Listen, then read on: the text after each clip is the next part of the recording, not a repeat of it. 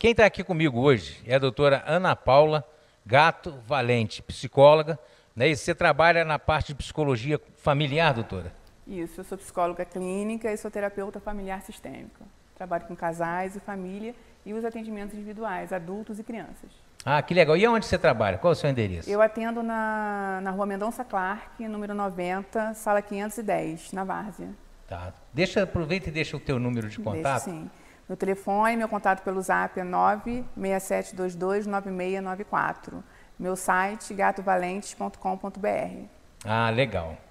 Doutora, tem tanta coisa que a gente quer saber sobre essa parte, tudo que mexe com a cabeça da pessoa, a gente fica assim curioso em querer saber e aproveitar do programa Celebrando a Vida para levar a informação para o povo, né, que assiste o nosso programa.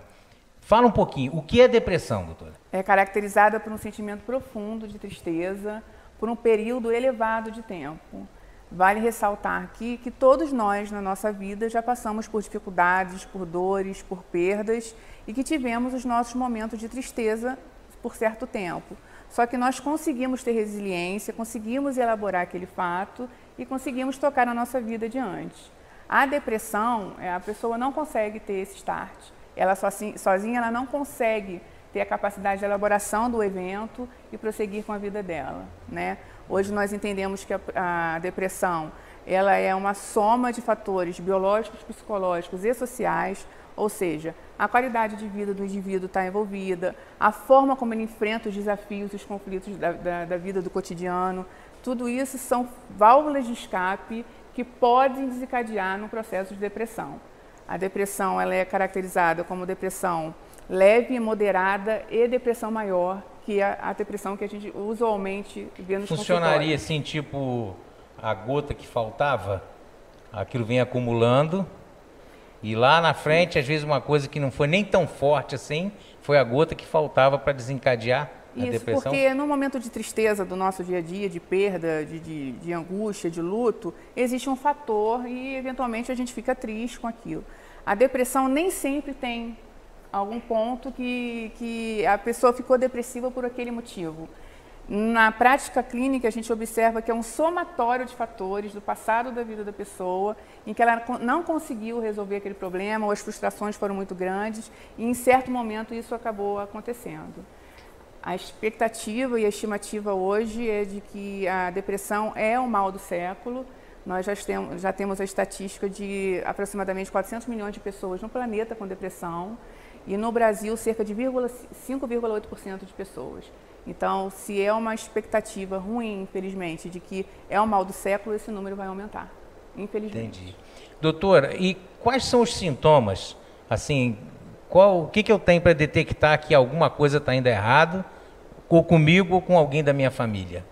Então, os sintomas mais comuns, né, na pessoa que apresenta a depressão, choro permanente, a pessoa chora o tempo todo, desânimo, apatia, tudo que a pessoa fazia anteriormente com prazer, hoje ela já não sente prazer em fazer, insônia, falta de apetite, mudança de humor, rejeição, ela prefere se isolar das pessoas, até próximas e familiares, sentimento de menos-valia, baixa estima. Esses são os sintomas mais comuns do processo depressivo. Eles começam a surgir. Sim. É isso? E, por exemplo, o que eu faço quando alguém bem próximo a mim, eu consigo perceber que ela está entrando nesse quadro?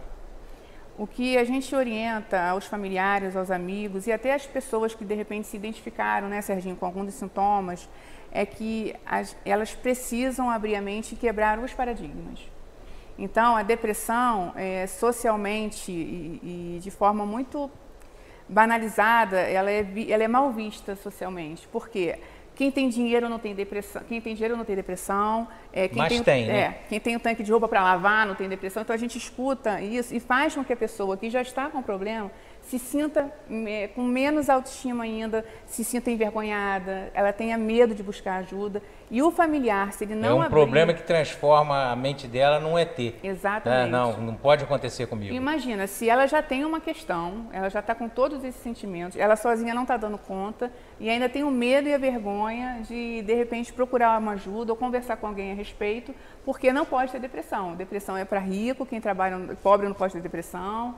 Né? As pessoas que não têm uma estrutura familiar que possam orientá-la nesse sentido, ela se isola cada vez mais e a tendência é não conversar com ninguém a respeito disso. A família, ao mesmo tempo, se não abrir a mente para que haja possibilidade de um diagnóstico nesse nível, aí ela também permite que o paciente não busque ajuda. Entendi. Doutora, por exemplo, faixa etária, né? Em que idade mais ou menos, e sexo, isso acontece assim com mais frequência? A incidência maior é no sexo feminino, de depressão, e a faixa etária, alguns estudos apontam que a partir dos 18 aos 40 anos. Não tem uma faixa etária específica.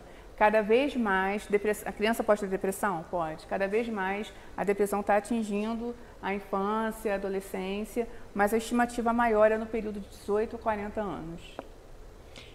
Olha, eu vou te pedir para você repetir para mim essa questão dos sintomas. Sim. Né? Porque eu queria que isso ficasse assim, bem guardado na nossa mente, minha e dos nossos telespectadores, porque às vezes pode ter uma pessoa dentro da sua casa, na tua família, que já começa a apresentar esses sintomas. É verdade. Né? E aí hoje você já está vendo assim, a luz no final do túnel para abençoar, para ajudar a vida dessa pessoa, né? Você pode repetir para mim, doutor, os sintomas? Claro, os sintomas são choro permanente, a pessoa chora o tempo todo, sem um motivo aparente, insônia, falta de apetite, mudança de humor. O motivo é o que está no subconsciente, deve ser, né? A pessoa, nem ela, no processo terapêutico, a coisa vai acontecendo. Mas, a princípio, ela tem uma causa, mas aquela causa já não é só aquela causa que está provocando aquele choro, é um somatório de coisas. A cobrança das pessoas de que ela tem que ficar bem é uma questão. Então, além da insônia, falta de apetite, um sentimento de menos-valia, um isolamento, a pessoa quer ficar sozinha. As atividades que antes ela tinha prazer de fazer do cotidiano, hoje ela não tem prazer nenhum em fazer. Então, ela vai cada vez mais se esquivando. E uma coisa muito importante, Serginho, a pessoa tem um sentimento de fuga, vontade de fugir do problema, vontade, então eu escuto muito. Aí eu tenho vontade de sumir, tenho vontade de me mudar, vontade de morrer. Um grande número de pessoas depressivas, elas tentam suicídio.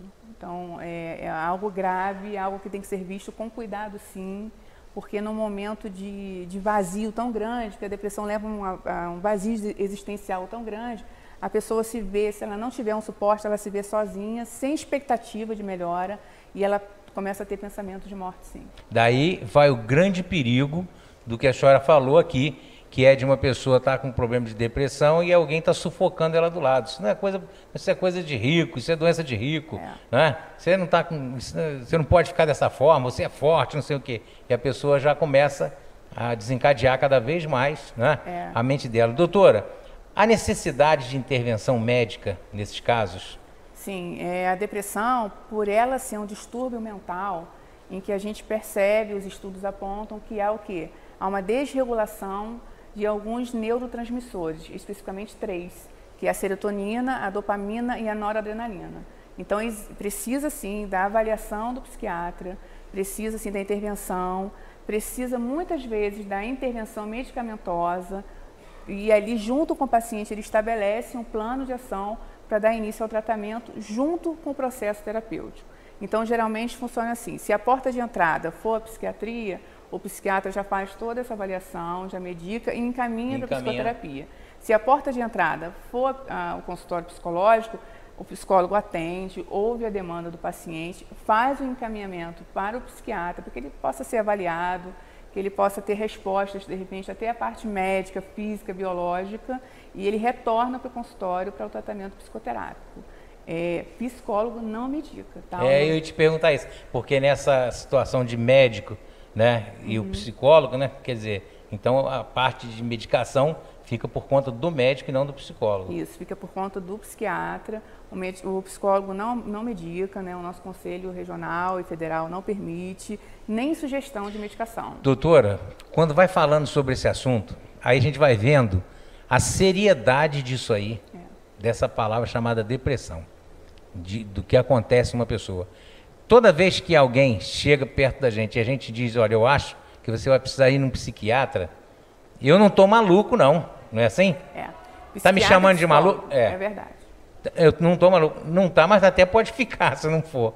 Né? Não, e assim, é um distúrbio de ordem mental. Então ela precisa passar por essa avaliação.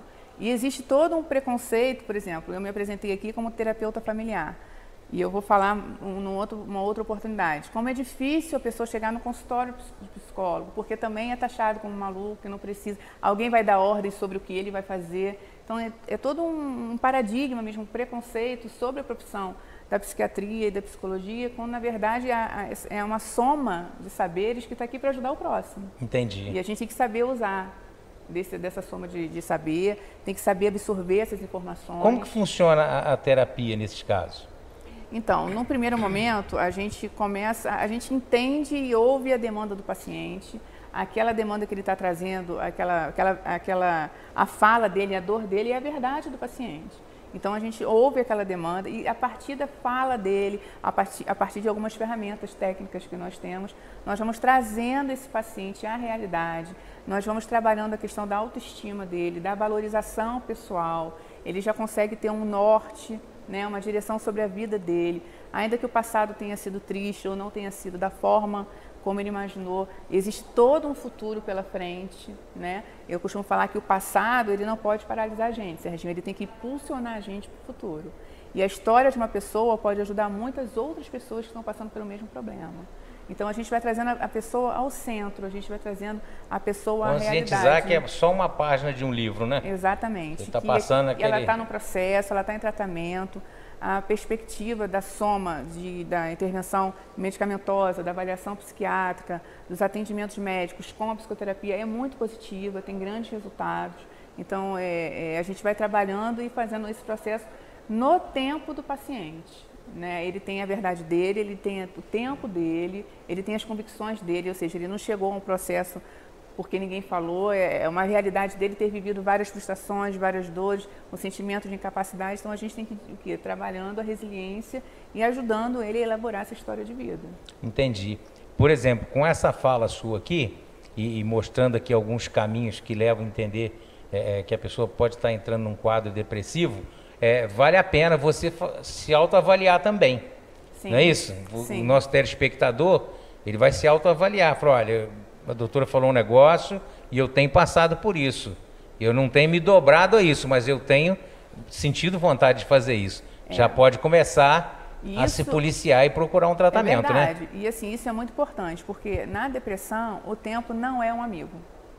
Em que sentido? Como é um sentimento de profunda tristeza. Na verdade, o que o tempo funciona muito bem em outras situações, né? Que as pessoas dizem, nada como o tempo. Tem esse dito. No caso da depressão não é isso. Porque ela já está num estado de profunda tristeza por um tempo prolongado. O tempo já passou. E aí ela fica, por medo, por vergonha ou por não aceitação do possível diagnóstico, ela vai prolongando isso e o quadro vai ficando mais crítico ainda. Então, assim, o ideal é que quando a pessoa começa a observar e começa a perceber que ela está com alguns sintomas, ela converse com alguém, ela busca ajuda médica, ela busca ajuda psicológica. Entendi.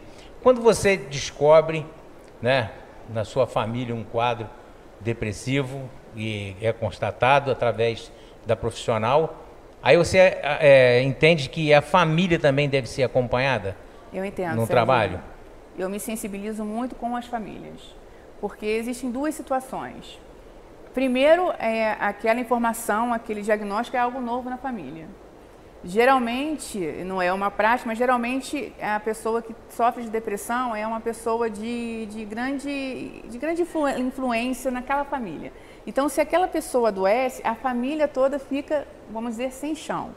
Então, lidar com aquilo é muito novo, saber entender o tempo daquela pessoa, entender que aquilo é, assim, um diagnóstico, que ela não está inventando, que ela não tem que ser forte o tempo todo, já que ela já foi muito forte.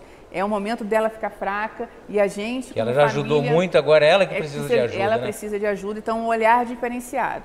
Ao mesmo tempo que quando você vê uma pessoa da família num processo depressivo, no quadro crônico de depressão, o que acontece? Você tem as suas angústias e os seus medos. Então a oportunidade de você estar num lugar em que você vai ser ouvido, o terapeuta vai te ouvir, vai ouvir suas angústias, seus medos. São filhos, são maridos, são pais, né? Todo mundo tem seus medos, seus receios.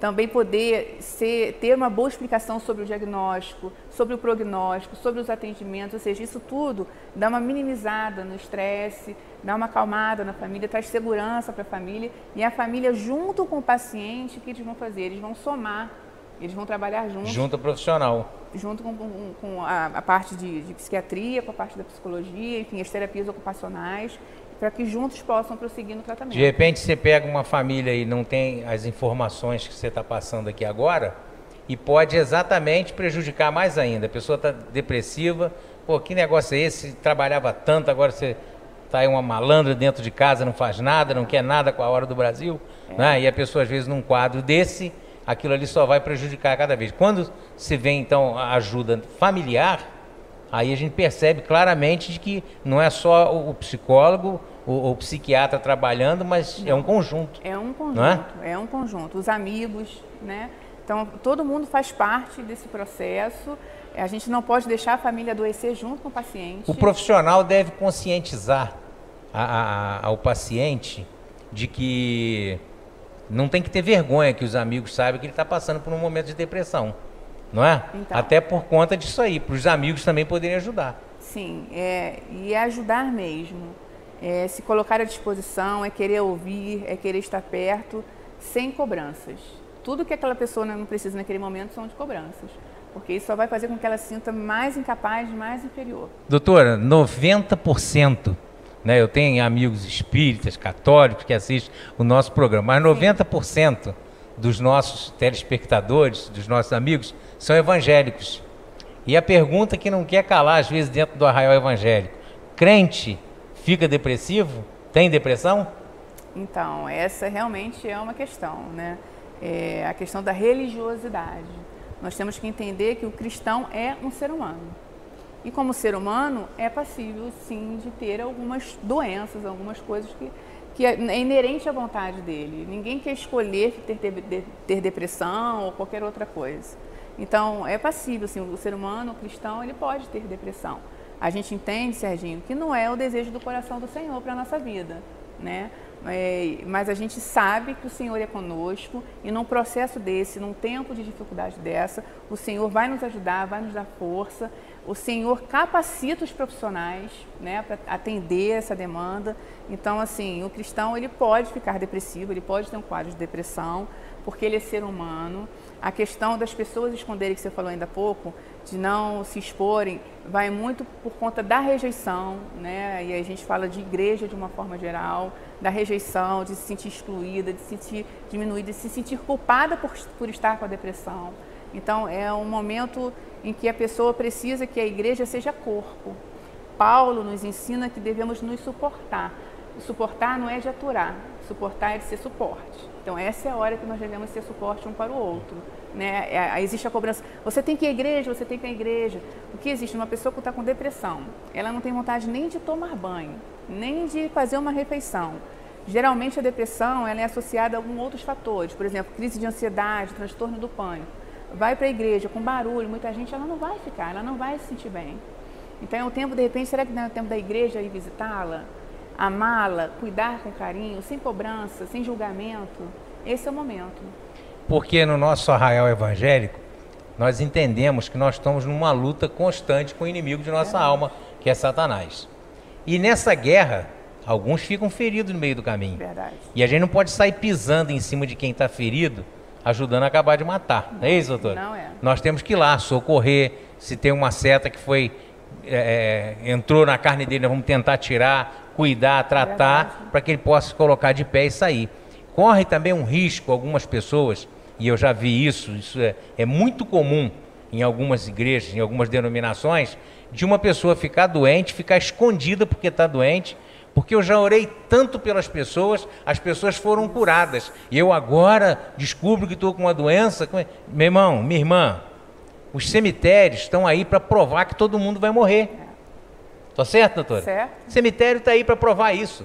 Ou mais hoje ou mais amanhã. Jesus falou, ó, eu vou preparar moradas. Na casa do meu pai tem muita morada. Verdade. Tem tantos amigos meus que a morada dele já ficou pronta, já levou. Porque lá a morada vai ficando pronta, vai levando. Deu para entender? Isso vai acontecer comigo, com qualquer um outro. Deus já me usou tantas vezes para orar por uma pessoa que estava enferma, no outro dia ela estava de pé, graças a Deus. Mas pode chegar o dia que alguém vai orar por mim, mas não vai adiantar, porque aquela é a enfermidade que vai me levar a me encontrar com o Senhor. Então a gente tem que ter essa consciência. Tem que ter essa consciência. Não é? Verdade. Não é exercer uma fé burra, igual eu costumo dizer, que é aquela que você está passando um problema financeiro, você ora e vai aparecer um monte de dinheiro do seu lado. Não. Você tem que orar, quebrar o cartão de crédito, rasgar o talão de cheque e ir para a rua trabalhar, pô. Não é isso? Aí Verdade. as coisas vão funcionar. É verdade. Tô certo? Certíssimo. Mas a psicóloga é ela, né? Doutora, falei aqui sobre isso, o que não se deve fazer quando nós entendemos que uma pessoa está vivendo quadro depressivo? Alguma coisa que você não faz isso, que você vai atrapalhar tudo. Então, é muito continuação da nossa fala, né? O processo de cobrança, de atacar aquela pessoa, julgar. Porque olha só o raciocínio. Se cristão não pode ter depressão, e depressão não é de Deus, eu sou de quem? Olha só o pensamento. Né? A gente tem que aproximar mais ainda essa pessoa do Senhor. Então, assim, o que a gente não deve fazer é julgar, cobrar daquela pessoa movimentos que ela antes conseguia fazer, mas nesse momento ela não consegue fazer. Nós não devemos condenar as atitudes daquela pessoa. Claro que a gente tem que sempre motivar, viu, Serginho? Sempre trazer informação de que vai passar, que aquilo é uma fase, ela está em tratamento, mas não forçá-la a fazer algo que ela não quer. Mesmo que naquele período ela vá se definhando, a gente sempre com a palavra de levantar. Sim, e fazer a orientação para ela e para a família de buscar ajuda especializada. Isso é de fundamental importância. Já é provado legal. que ela sozinha ela não tem forças para lidar com a situação. E muitas vezes escondeu da família durante um tempo. Quantas vezes eu escuto, eu estava no meio de muita gente, mas me sentia sozinha. Então, assim, esse processo ali já vem há um tempo. Né? Sempre me senti uma fracassada. Então, assim, essas falas, quando você não vai... sentir vontade de ir a alguns lugares, Exatamente. a uma festa, alguma coisa assim, tudo isso já pode ser alguma coisa que está lá guardada, um que exatamente. Daqui a pouco já começa coisa... a aparecer. Uhum. Lembra que eu falei que é a soma de fatores biológicos, psicológicos e sociais. Então, assim, a gente tem que trazer informação para essa pessoa, desmistificar muita coisa, fazer com que ela tenha um acompanhamento especializado e abraçar essa pessoa com muito cuidado. Às vezes, pelo que eu entendi, você, num tempo da tua vida, você foi tão bombardeado a parte psicológica que lá na frente um pequeno toque vai levantar uma depressão, né? Sim, e o que acontece, Serginho? A maioria da demanda de consultório terapêutico, a situação já está muito crítica para aquela pessoa. Não só em depressão, por uma crise existencial, por algum problema que ela está passando. Ou seja, o paradigma, o preconceito é tão grande de buscar ajuda profissional que a gente já vai quando já está no limite. Quando, na verdade, existem situações da vida da gente que a gente precisa elaborar e precisa de uma ajuda e precisa de um suporte para ajudar a gente naquele tempo, justamente para a gente não ficar somando, né?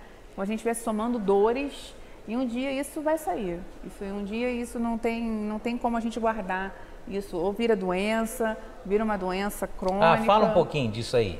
Então, existem as doenças psicossomáticas, né? A gente aqui falou da depressão, mas existem outras doenças, né? E existem alguns sintomas da depressão que são físicos também.